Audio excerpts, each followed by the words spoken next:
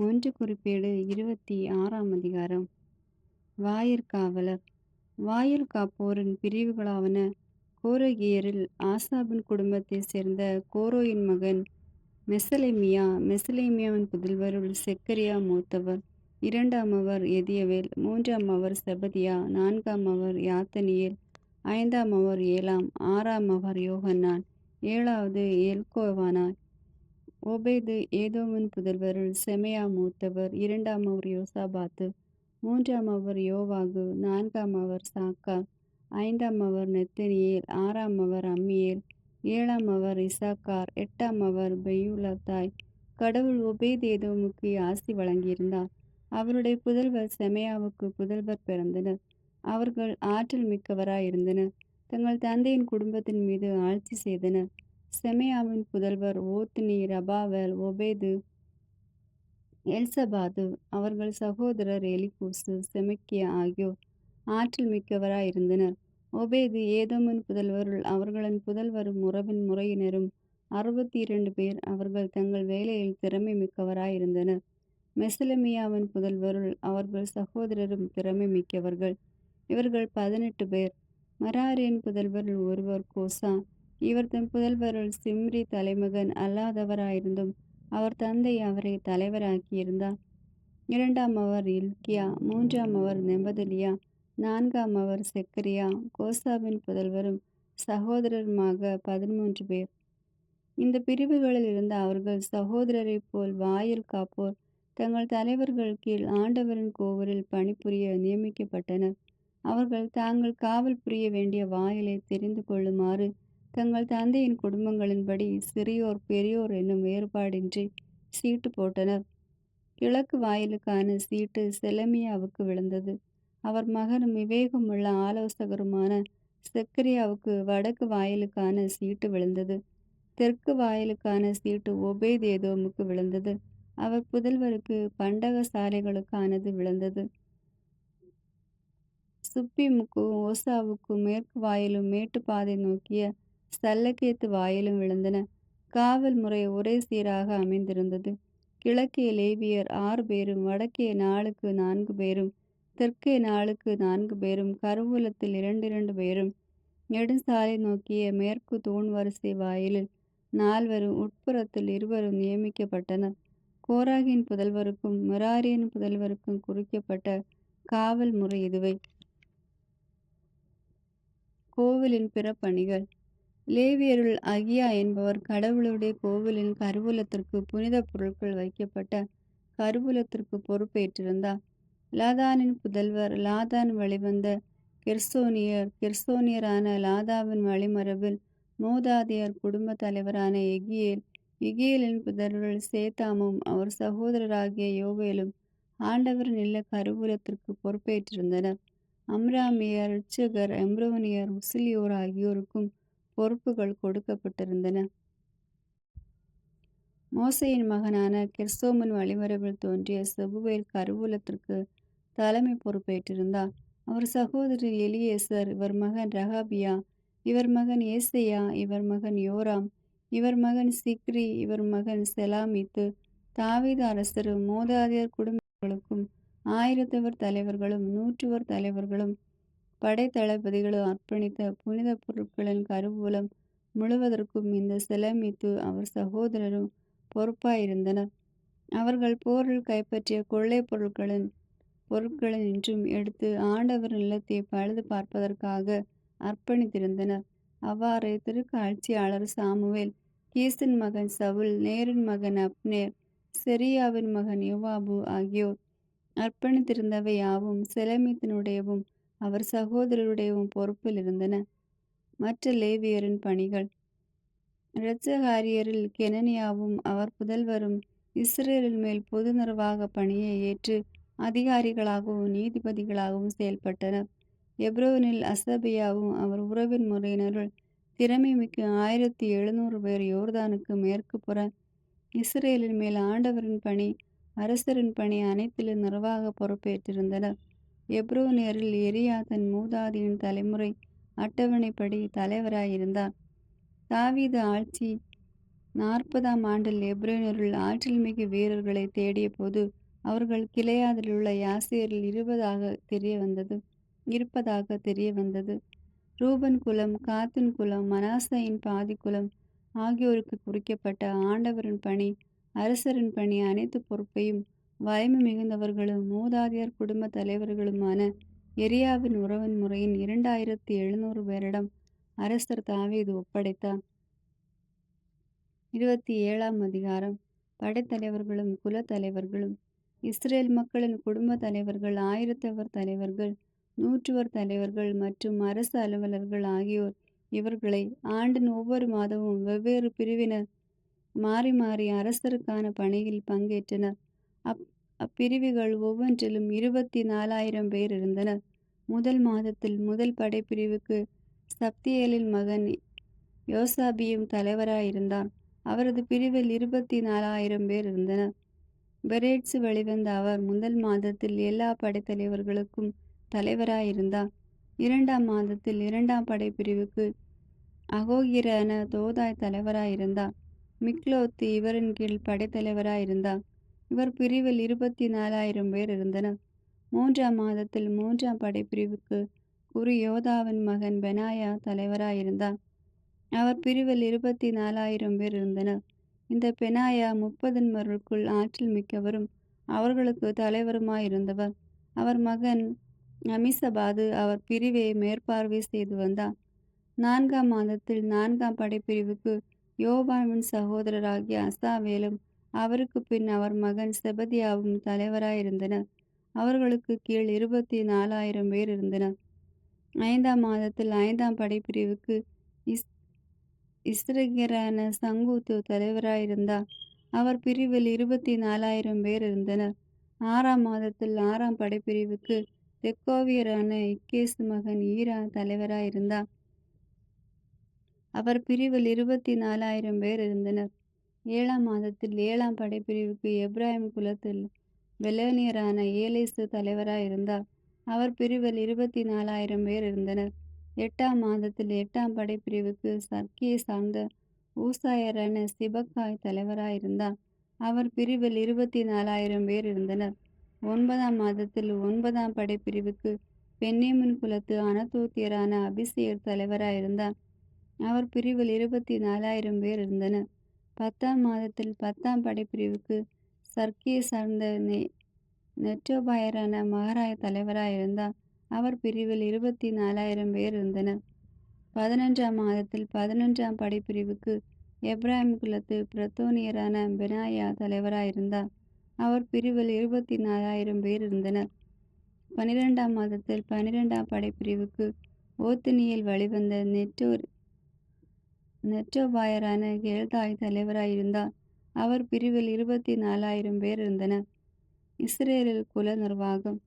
இஸ்ரேலில் குல தலைவர்களாயிருந்தவர்கள் வருமாறு: ரூபனியருக்கு தலைவர் சிக்ரியின் மகன் எலியேசர், சிமியோனருக்கு மாக்காவின் மகன் செப்பட்டியா, லேவியருக்கு கெமியேல் மகன் அசபியா, ஆரோனியருக்கு சாதோக்கு, யூதாவினருக்கு தாவீதின் சகோதரர் ஒருவராகிய எலிகு, இசாக்கார் குலத்துக்கு மிக்கேல் மகனான ஓம்ரி, செபுலோனியருக்கு ஓபதியாவின் மகன் இஸ்மாயா, நப்தலி குலத்துக்கு அஸ்ரியேல் மகன் எரிமோத்து, எப்ராயிம் மக்களுக்கு அசரியாவின் மகன் ஓசையா, மனாசாயின் பாதி குலத்துக்கு பெதாயாவின் மகன் யோவேல், கிளையாதிலுள்ள மனாசாயின் பாதி குலத்துக்கு செக்கரியாவின் மகன் இத்தோ, பென்யாமினருக்கு அப்னேரின் மகன் யாகசியேல், தான் குலத்துக்கு எரோகமின் மகன் அசரியேல்.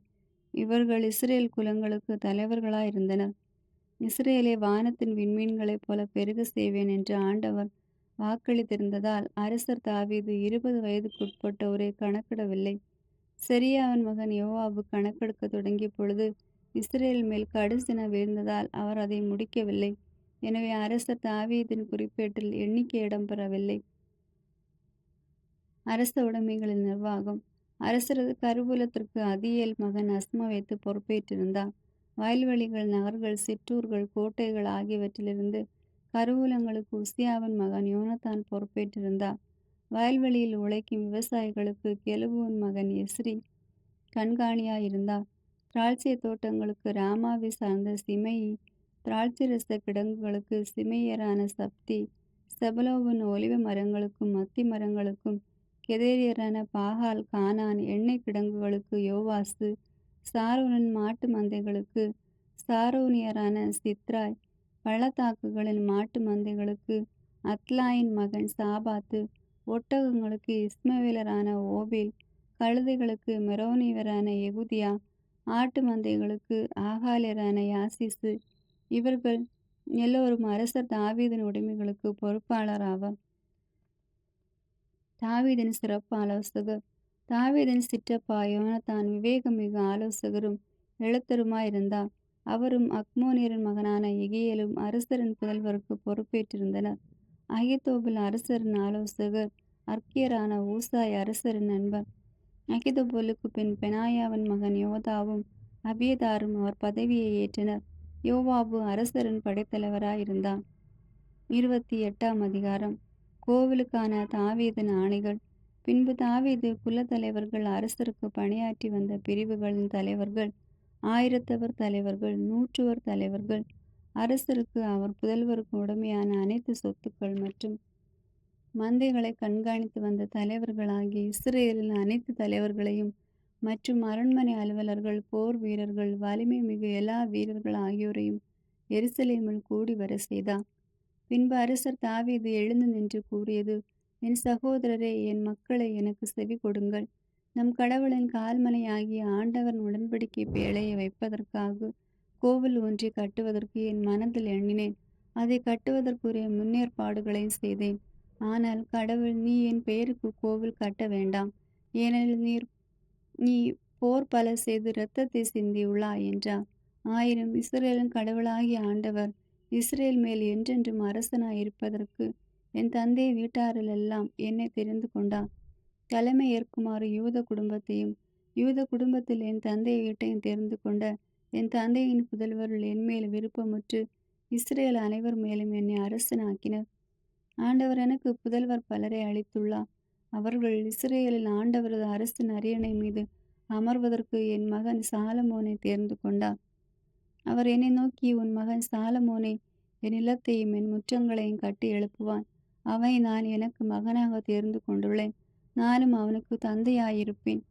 அவனை என் கட்டளைகளை நீதி நெறிகளை இன்று போல் உறுதியுடன் கடைபிடித்து வந்தால் நான் அவன் அரசை என்றென்று நிலைநாட்டுவேன் என்றார்.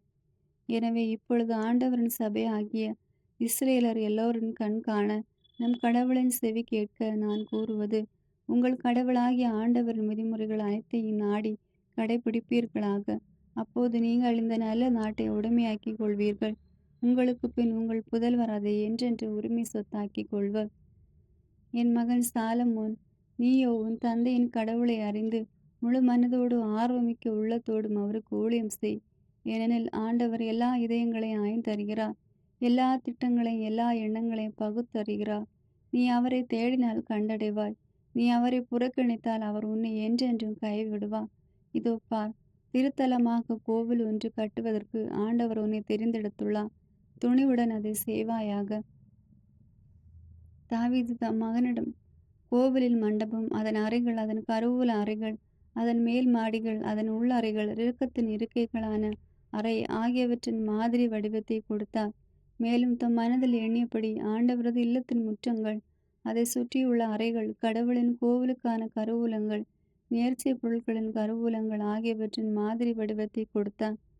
அவர் குருக்கள், லேவியர் ஆகியோரின் பிரிவுகள், ஆண்டவரின் இல்ல பணிக்கான அனைத்து முறை வேலை, ஆண்டவரது இல்ல பணிக்கான அனைத்து கலங்கள் ஆகியவற்றின் செய்முறை குறிப்புகளை கொடுத்தார். ஒவ்வொரு திருப்பணிக்கும் தேவையான பொன் வெள்ளி கலங்களை செய்வதற்கான பொன் வெள்ளியின் செக்கல் நிறையும், பொன் விளக்கு தண்டுகளுக்கும் அவற்றின் பொன் அகல்களுக்கும் தேவையான பொன்னின் நிறையும், வெள்ளி விளக்கு தண்டுகளுக்கும் அவற்றின் அகல்களுக்கும் தேவையான வெள்ளியின் நிறையும், திருமுன்னிலை அப்ப மேசை ஒவ்வொன்றுக்குமான பொன் நிறையும், வெள்ளி மேசைக்கான வெள்ளி நிறையும், அள்ளிக்கருவிகளும் கலங்களும் கிண்ணங்களுமான பசும்பொன்னின் நிறையும், பொற்கலங்களில் ஒவ்வொரு கலத்திற்கும் தேவையான நிறையும், வெள்ளிக்கலங்களில் ஒவ்வொரு கிண்ணத்திற்கும் தேவையான நிறையும் கொடுத்தார். தூப பீடத்துக்கான புடமிடப்பட்ட பொன்னின் நிறையும் கொடுத்தார். இறக்கைகளை விரித்து ஆண்டவரின் உடன்படிக்கை பேழையை மூடும் பொற்கருவிகளை கொண்ட பொன் தேரின் மாதிரி வடிவத்தையும் கொடுத்தார். தாவீது இந்த மாதிரிகள் அனைத்தையும் ஆண்டவரை தம் கையால் வரைந்தளித்தது அவை அனைத்தையும் செய்யும்படி எனக்கு உணர்த்தினார் என்றார். தாவீது தம் மகன் சாலமோனை நோக்கி, நீ மனவலிமை கொள், திடன் கொள், உறுதியாயிரு, அஞ்சாதே, கலங்காதே, செயல்படு. கடவுளாகிய ஆண்டவர் என் கடவுள் உன்னோடும் இருக்கிறார். ஆண்டவரின் இல்லப்பணி அனைத்தும் நிறைவு பெறும் வரை அவர் உன்னை விட்டு விலகா, உன்னை கைவிடார். இதோ கடவுளது கோவிலின் அனைத்து திருப்பணிக்கெனவும் குருத்துவ லேவிய பிரிவுகள் தயாராய் உள்ளன. எல்லா வகை பணியிலும் உனக்கு உதவி செய்ய எந்த ஒரு பணியையும் செய்வதற்கு திறமை வாய்ந்தோரும் ஆர்வமிக்கோரும் உன்னோடு இருக்கின்றனர். மேலும் தலைவர்களும் மக்கள் யாவரும் உன் கட்டளைகள் அனைத்திற்காகவும் காத்திருக்கின்றனர். 29ஆம் அதிகாரம். கோவிலுக்கான காணிக்கை. தாவீது அரசர் சபையார் அனைவரையும் நோக்கி, என் மகன் சாலமோனை மட்டுமே கடவுள் தேர்ந்து கொண்டார். அவன் அனுபவமற்ற இளைஞன். செய்ய வேண்டிய பணியோ பெரிது, கட்டவிருக்கும் இல்லமோ மனிதனுக்கு அன்று, கடவுளாகிய ஆண்டவருக்கே. நான் என்னால் முடிந்த வரைக்கும் என் கடவுளின் கோவிலுக்கென்று பொன் வேலைக்குரிய பொன், வேலைக்குரிய வெள்ளி, வெண்கல வேலைக்குரிய வெண்கலம், இரும்பு வேலைக்குரிய இருப்பு, மர வேலைக்குரிய மரம் ஆகியவற்றையும், பதிப்பதற்கான கோமோதக கற்கள், மாணிக்க கற்கள், படிக பச்சை கற்கள், எல்லா வகை விலையுறந்த கற்கள், சலவை கற்கள் ஆகியவற்றையும் பெருவாரியாக சேர்த்து வைத்துள்ளேன். என் கடவுளின் கோவிலின் மேல் நான் வைத்துள்ள பற்று ஆர்வத்தால் திருத்தலத்திற்கென்று நான் சேர்த்து வைத்துள்ள யாவற்றையும் தவிர, என் சொந்த கருவூலத்திலிருந்து என் கடவுளின் கோவிலுக்கு பொன்னையும் வெள்ளியையும் வழங்குகிறேன். கோவில் சுவர்களில் பொதிவதற்காக 3000 தாலந்து ஒபீரின் பொன்னும் 7000 தாலந்து தூய வெள்ளியும் கொடுக்கிறேன். மற்றும் திறன்மிக்க கைவினையினால் செய்யப்பட வேண்டிய அனைத்து பணிக்காக பொன் வேலைக்காக பொன்னும், வெள்ளி வேலைக்காக வெள்ளியும் தருகிறேன். இன்று இப்பணிக்கென தம் கையில் இருந்து தாராளமாக ஆண்டவருக்கு கொடுப்பது வேறு யார் என்றார். அப்போது மூதாதை வீட்டு தலைவர்களும், இஸ்ரேல் குல தலைவர்களும், 1000 100 தலைவர்களும், அரச பணிக்கான அலுவலர்களும் தன்னார்வ காணிக்கை செலுத்தினார்கள். அவர்கள் கடவுளின் கோவில் வேலைக்கென்று 5000 தாலந்து பொன்னும், 10,000 பொற்காசுகளும், 10,000 தாலந்து வெள்ளியும், 18,000 தாலந்து வெண்கலமும், 1,00,000 தாலந்து இரும்பு செலுத்தினார்கள். விலையுயர்ந்த கற்கள் வைத்திருந்தோர் ஆண்டவரின் இல்ல கருவூலத்தில் சேர்ப்பதற்கென்று கெர்சோனியரான எகிலின் கையில் கொடுத்தனர். அவர்களின் தன்னார்வ காணிக்கையை முன்னிட்டு மக்கள் மகிழ்ந்தனர். ஏனெனில் அவர்கள் முழு மனத்தோடு ஆர்வத்தோடும் ஆண்டவருக்கு கொடுத்தனர். தாவீது அரசரும் பெரிதும் மகிழ்ந்தார். தாவீது இறைவனை புகழ்தல். ஆதலால் சபையார் அனைவரின் பார்வையில் தாவீது ஆண்டவரை வாழ்த்தினார். அவர் கூறியது, எங்கள் மூதாதை இஸ்ரேலின் ஆண்டவரே, நீர் என்றென்றும் வாழ்த்த பெறுவீராக. ஆண்டவரே, பெருமையும் வலிமையும் ஆட்சியும் வெற்றியும் மேன்மையும் உமக்கே உரியன. ஏனெனில் விண்ணுலகிலும் மண்ணுலகிலும் இருக்கும் அனைத்தும் உம்முடையவே. ஆண்டவரே, ஆட்சியும் உம்முடையதே. நீர் யாவருக்கும் தலைவராய் உயர்த்த பெற்றுள்ளீர். செல்வமும் ஆட்சியும் உம்மிடமே வருகின்றன. நீரே அனைத்தையும் ஆள்பவர். ஆற்றலும் வலிமையும் உம் கையில் உள்ளன. எவரையும் பெருமைப்படுத்துவதும் வலியவராக்குவதும் உம் கையில் உள்ளன. இப்பொழுது எங்கள் கடவுளை, நாங்களும் உமக்கு நன்றி செலுத்தி உம் மாட்சிமிகு பேரை போற்றுகிறோம். இவ்வாறு இந்த தன்விருப்ப காணிக்கை அளிப்பதற்கான ஆற்றலை நாங்கள் பெறுவதற்கு நான் யார்? என் மக்கள் யார்? யாவும் உம்மிடத்திலிருந்து வந்தவை. உம் கையினின்று நாங்கள் பெற்று கொண்டவற்றையே நாங்கள் உமக்கு கொடுத்துள்ளோம். உம் திருமண் நாங்கள் எம் மூதாதையைப் போலவே அந்நியரும் நாடோடிகளுமாயிருக்கிறோம். மண்ணுலகில் எங்கள் வாழ்நாட்கள் நிழல் போன்றவை, நிலையற்றவை. எங்கள் கடவுளாகிய ஆண்டவரை, உம் புனித பெயருக்கென்று உமக்கு கோவில் கட்டுவதற்கு நாங்கள் சேர்த்து வைத்துள்ள இந்த பெரும் குவியல் முழுமையும் உம் கையிலிருந்து வந்தது, உமக்கே உரியது. என் கடவுளை, நீர் இதயத்தை ஆய்ந்தறிபவர் என்றும் நேரியனவற்றை நாடுபவர் என்று நான் அறிவேன். நான் நேரிய மனத்தினனாய் தாராள மனத்துடன் இவை அனைத்தையும் கொடுத்துள்ளேன். இங்கே குழுமியிருக்கும் மக்களும் இப்பொழுது தாராள மனத்துடன் கொடுத்ததை கண்டு மகிழ்கிறேன். ஆபிரகாம், ஈசாக்கு, இஸ்ரேல் என்னும் எங்கள் மூதாதையரின் கடவுளாகிய ஆண்டவரே, எங்கள் மூதாதையரின் கடவுளாகிய ஆண்டவரே, உம் மக்களின் இத்தகைய இதய நோக்கங்களையும் எண்ணங்களையும் என்றென்றும் காத்து அவர்களின் நெஞ்சங்களை உம்பால் திருப்பியருளும். என் மகன் சாலமோனும் விதிமுறைகளையும் ஒழுங்குமுறைகளையும் நியமங்களையும் கடைபிடித்து ஒழுகுவதற்கும் இவை அனைத்தையும் செய்து நான் வைத்துள்ள இந்த நிலத்தை கட்டி எழுப்பவும் நிறைவான உள்ளத்தை அவனுக்கு அளித்தருளும். பின்பு தாவீது சபையார் அனைவரையும் நோக்கி, உங்கள் கடவுளாகிய ஆண்டவரை வாழ்த்துங்கள் என்றார். உடனே சபையார் அனைவரும் தங்கள் மூதாதையரின் கடவுளான ஆண்டவரை வாழ்த்தி பணிந்து தொழுதனர். அரசனையும் வணங்கினர். அவர்கள் ஆண்டவருக்கு பலிகளை செலுத்தினர். மறுநாள் அவர்கள் ஆண்டவருக்குரிய எரிபலியாக 1000 காளைகளையும் 1000 ஆட்டுக்கிடாய்களையும் 1000 ஆட்டுக்குட்டிகளையும் செலுத்தினர். அத்துடன் நீர்ம படையல்கள் இஸ்ரேலர் யாவருக்காகவும் பல்வேறு பலிகளை செலுத்தினர். இவர்கள் அன்று உண்டு குடித்து ஆண்டவர் திருமுன் பெரிதும் மகிழ்ந்தனர். தாவீதின் மகன் சாலமோனை 2ஆம் முறையாக அரசனாக்கினார்கள். ஆண்டவரின் பெயரால் அவரை தலைவராகவும் சாதோக்கை குருவாகவும் திருப்பொழிவு செய்தனர். அவ்வாறே சாலமோனும் தம் தந்தை தாவீதுக்கு பதிலாக ஆண்டவரின் அரியணையில் அமர்ந்து சிறப்பாக ஆட்சி செலுத்தினார். இஸ்ரேலர் அனைவரும் அவருக்கு பணிந்திருந்தனர். எல்லா தலைவர்களும் வீரர்களும் தாவீது அரசரின் புதல்வர் அனைவரும் சாலமோன் அரசரின் அதிகாரத்துக்கு கட்டுப்பட்டனர். ஆண்டவர் சாலமோனை உயர்த்தி இஸ்ரேலர் அனைவர் பார்வையிலும் பெருமைக்குரியவராக்கினார். அவருக்கு முன் இருந்த இஸ்ரேல் அரசர் எவரும் பெறாத அரச மாண்பை அவருக்கு அளித்தார். நிறைவுரை. இவ்வாறு ஈசாயின் மகன் தாவீது இஸ்ரேல் அனைத்தின் மேலும் ஆட்சி செலுத்தினார். அவர் இஸ்ரேல் ஆட்சி செலுத்திய நாட்கள் 40 ஆண்டுகள். எப்ரோனில் 7 ஆண்டுகளும் எருசலேமில் 33 ஆண்டுகளும் ஆட்சி செலுத்தினார். அவர் முதிர்ந்த வயதினராய் செல்வமும் மேன்மையும் பெற்று நெடுநாட்கள் வாழ்ந்த பின் இறந்தார். அவர் மகன் சாலமோன் அவருக்கு பதிலாக ஆட்சி செலுத்தினார். தாவீது அரசரின் செயல்கள் தொடக்கம் முதல் இறுதி வரை திருக்காட்சியாளர் சாமுவேலின் குறிப்பேட்டிலும் இறைவாக்கினர் நாத்தானின் குறிப்பேட்டிலும் திருக்காட்சியாளர் காத்தின் குறிப்பேட்டிலும் எழுதப்பட்டுள்ளன. அக்குறிப்பேடுகளில் அவரது ஆட்சி பற்றியும் அவரது ஆற்றல் பற்றியும் அவர் எதிர்கொண்ட சூழ்நிலைகள் பற்றியும் இஸ்ரேலுக்கு அதை சுற்றியிருந்த அரசர்களுக்கும் நேர்ந்தவை பற்றியும் காண கிடக்கின்றன. ஆமீன். God bless you.